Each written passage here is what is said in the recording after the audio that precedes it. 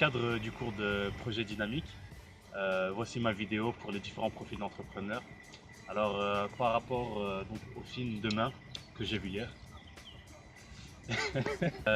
pour moi, un entrepreneur, ça se doit avant tout d'être créatif. C'est quelqu'un qui ne doit pas avoir peur de sortir des sentiers battus. C'est aussi quelqu'un qui doit être positif, quelqu'un un optimiste en fait, quelqu'un qui va voir le verre à moitié plein, sans pour autant nier qu'il est aussi à moitié vide, mais plutôt se concentrer sur les bonnes choses et essayer de faire évoluer justement son environnement et tout ce qui l'entoure.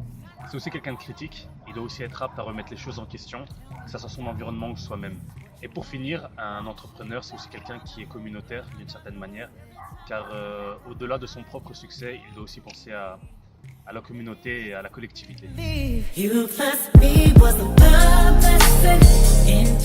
Maintenant, je vais vous raconter ma rencontre avec Soufiane Bekdouri, qui est mon mentor, mais que j'assimile plus à un maître à penser. Alors, c'est quelqu'un que j'ai rencontré à Alma, à Martin V sur le campus, pendant que j'étudiais mes examens de l'année passée de Noël.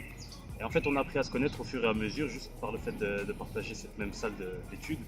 On a commencé à se parler à nos temps de pause, etc. etc. Et d'une chose menant à une autre, un jour il m'a appelé pour que je fasse partie du projet d'entreprise qu'il veut créer, en insistant sur le fait qu'il veut que je fasse partie du noyau principal de cette entreprise. Alors cette personne, il y a encore quelques mois, je ne la connaissais pas du tout.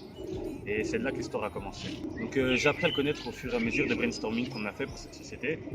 Et s'il y a bien une chose que j'ai apprise, c'est que j'avais face à moi un visionnaire. Mais j'y reviendrai plus tard dans ma manière de définir ce côté visionnaire. Si je devais le définir lui, je dirais que c'est une personne extrêmement complexe. C'est quelqu'un qui se laisse facilement submerger par les émotions, mais qui pourtant arrive à garder du recul, arrive à avoir un regard froid et objectif par rapport à la situation, que ce soit la situation propre à lui-même, ou bien une situation beaucoup plus globale, l'environnement dans lequel il vit, etc. D'ailleurs, c'est la raison pour laquelle j'ai pas pu l'interroger aujourd'hui. Au départ, il était emballé par cette vidéo. Le problème, c'est qu'il vit actuellement une période assez difficile pour lui. Et il est dans ce qu'il appelle un bad mood, donc un état d'esprit plus ou moins négatif. Et il ne veut pas parler avec cette vision actuelle parce que pour lui, c'est pas la vision qu'un mentor / entrepreneur devrait avoir. Donc je pense que ça vous résume assez bien le personnage. Maintenant, la question, c'est de savoir pourquoi est-ce que je l'assimile à un maître à penser. Tout d'abord, c'est parce que lui et moi, on a la même manière de voir la vie, de voir le monde. Il y a beaucoup d'exemples pour illustrer ce que je dis, mais un de mes préférés, c'est l'importance de la musique dans la vie de tous les jours. Je vais prendre une personne lambda qui, elle, va écouter de la musique, par exemple dans sa voiture, dans les embouteillages, pour se préparer, dans sa douche, etc. La musique, c'est juste un accompagnement pour faire passer le temps plus vite. Lui, tout comme moi, on voit la musique comme un accompagnement permanent tout au long d'une journée d'une personne, de la journée d'une personne. La musique, c'est aussi un indicateur de nos émotions, de notre caractère, du mood qu'on est en train de vivre actuellement. Et on se rejoint beaucoup sur ça principalement. Alors pourquoi est-ce que je le qualifierais de visionnaire?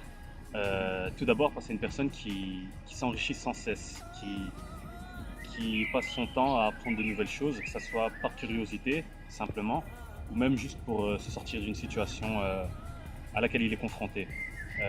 Aussi, quelque chose que j'aime bien chez lui, c'est qu'il applique un principe qu'on a vu en marketing qui s'appelle l'insight, et c'est le fait de voir au-delà du problème, de voir la solution.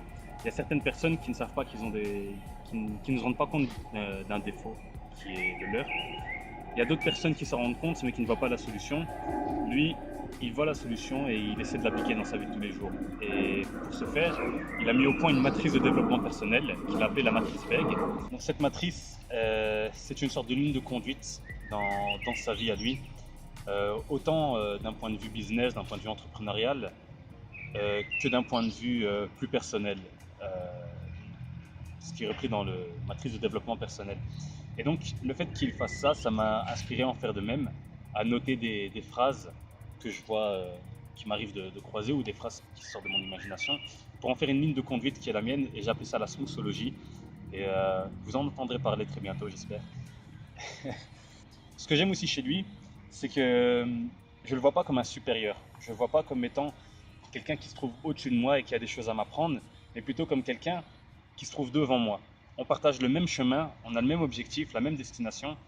Et actuellement, il a pris de l'avance sur moi, dans le sens où il s'est donné les moyens d'arriver à avoir ce qu'il voulait. Et c'est justement ce leadership en lui qui me pousse, qui me tire vers lui, afin d'être à la même hauteur et pourquoi pas le dépasser ou même rester à la même hauteur jusqu'au bout du chemin.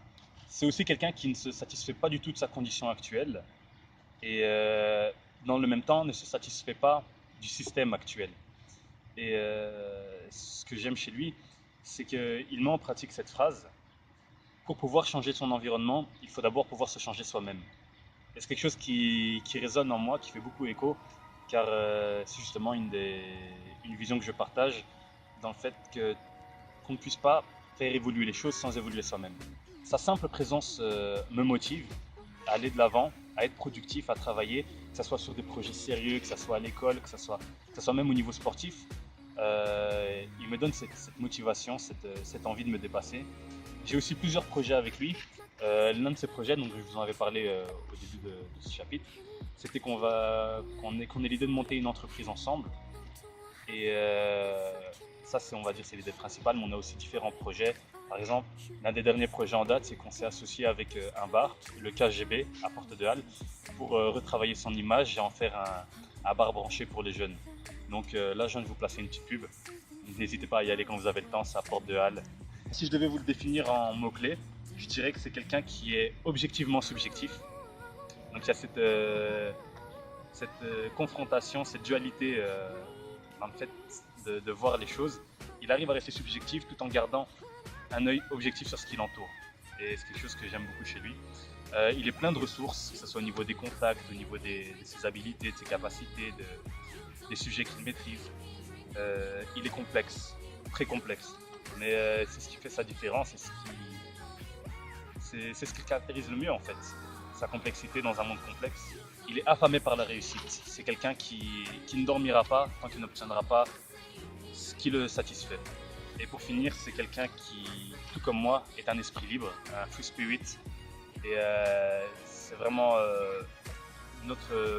le pont qui nous lie tous les deux, je pense. C'est notre manière de voir la vie, peut-être un peu guimauve, mais sans limite. Shout out to all the time I spent trying to get in where I fit in. Maintenant, on va passer au test de profil d'entrepreneur que j'ai dû réaliser. Au lieu d'en faire un, j'en ai fait 3 afin de pouvoir comparer les réponses entre elles. Le premier que j'ai fait, je l'ai fait sur psychtest.com. Je vais vous mettre le site afin de pouvoir vous-même le réaliser. Pourquoi est-ce que je mets ce test? Pour 2 raisons. Tout d'abord parce qu'il y a 131 questions.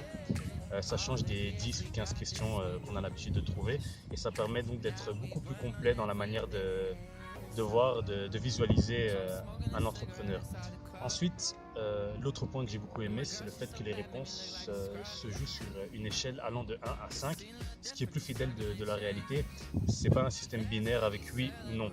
Il y a plusieurs degrés, plusieurs nuances afin de pouvoir justement être le plus fidèle possible aux réponses que l'on veut donner. Le score que j'ai eu, c'était 57 sur 100. Alors au départ, j'étais pas très fier, j'étais un peu déçu même, mais en lisant la justification, j'ai trouvé que c'était très proche de ce qu'il en est vraiment. Je vais vous dire ce qu'il en est. En soi, je suis capable de voir le bout de la route, mais mon manque de persévérance m'empêche de l'atteindre. Je trouve ça assez vrai parce que je suis le genre de personne qui ne fonctionne qu'à la motivation. Dans tous les cas, si j'aime un projet, je me donnerai à fond, je me donnerai à 100%. Si maintenant c'est quelque chose qui me fatigue, j'attendrai sûrement la dernière limite pour le faire et sans forcément l'envie et la joie. Okay. Le deuxième test, je l'ai fait sur entrepreneur.com. Facile. C'est un test, lui, binaire par contre, afin de pouvoir justement avoir un point de vue différent. Donc les réponses sont soit oui, soit non. Il y a une vingtaine de questions, c'est très général, mais bizarrement les réponses se rejoignent. J'ai obtenu un score allant de 60 à 69%, qui dit que donc j'ai les capacités, mais que je ne les applique pas assez. Alors c'est le genre de discours qu'on entend depuis la première primaire, tu as les capacités, mais tu ne vas pas jusqu'au bout. Sauf que je pense qu'une fois encore, ça s'applique à mon cas. Donc voilà. Et le troisième test, je l'ai fait sur groupe Umaprise. Je vais aussi vous mettre le site. Il y a 25 questions. Là encore, les réponses vont de 1 à 5. Supposons que 1, c'est je ne suis pas du tout d'accord. 5, je suis très d'accord. J'ai obtenu le score de 16 sur 25. On est déclaré bon entrepreneur à partir de 21. 16, alors, avec la note de 16, j'explique que j'ai le profil entrepreneur, mais que ma réussite pourrait dépendre de mes capacités. Donc en soi, si on faisait une synthèse de toutes les réponses, je dirais qu'elles sont pareilles, elles se rejoignent, elles se recoupent toutes en elles-mêmes, mais elles restent fidèles à la réalité avec mon profil actuel. Comme beaucoup, je pense avoir le potentiel nécessaire pour atteindre mes objectifs, mais, parce qu'il y a mais, mon manque de rigueur pourrait être un frein sur la route du succès. Donc, un de mes points forts serait ma créativité. Le fait que je trouve toujours des solutions créatives en thinking outside the box, donc sortir des sentiers battus au niveau de ma réflexion. Mon point négatif, c'est mon manque de rigueur, mon manque d'ordre, d'autonomie, et le fait de pouvoir travailler par moi-même avec une méthode de travail stricte. Quelque chose que je dois mettre en place, c'est le sacrifice, et c'est un point qui est beaucoup repris dans le développement personnel. Par exemple, comme le dit Eric Thomas dans sa vidéo. To be able at any moment to sacrifice what you are for what you will become. Donc voilà, je pense qu'il faut que j'arrive à sacrifier ce côté fainéant qui est le mien afin de me donner toutes les armes nécessaires pour atteindre mes objectifs. Un des systèmes qu'on veut mettre en place avec Sofiane Bekdouri justement, c'est un concept basé autour de l'échange de compétences. En soi, si nous avions une entreprise, hypothétiquement, au niveau de l'organisation interne de celle-ci, l'échange de compétences ne se récompenserait pas avec de la monnaie, mais plus avec un concept d'heure. Un peu, pour faire un parallélisme avec la vidéo qu'on a dû voir, un peu comme les monnaies alternatives comme le vivre par exemple. Prenons un exemple. Je travaille avec un développeur de site internet et avec un comptable. Le comptable me fait mes comptes, sans souci, je n'ai pas à le payer. En échange, il a besoin d'un site internet pour sa fiduciaire ou je ne sais quoi d'autre. Et vu que moi j'avais rendu service au développeur de site internet, celui-ci me doit par exemple 6 heures de travail et donc j'offre 6 heures de travail au comptable afin de faire son propre site. En gros, bien sûr, toute proportion gardée, on comptabilise le nombre d'heures nécessaires pour faire un travail et on utilise un système d'échange afin de rendre ces heures à la personne qui en a besoin, mais sous forme de service qui correspond à l'objectif qu'elle veut atteindre. Ça peut être donc d'un point de vue marketing, d'un point de vue réalisation internet, d'un point de vue comptabilité, etc. etc. And I really can't take it no more. I've been fighting temptations, my Lord. I'm hanging, I'm restless. And I really can't help it. I never felt safe.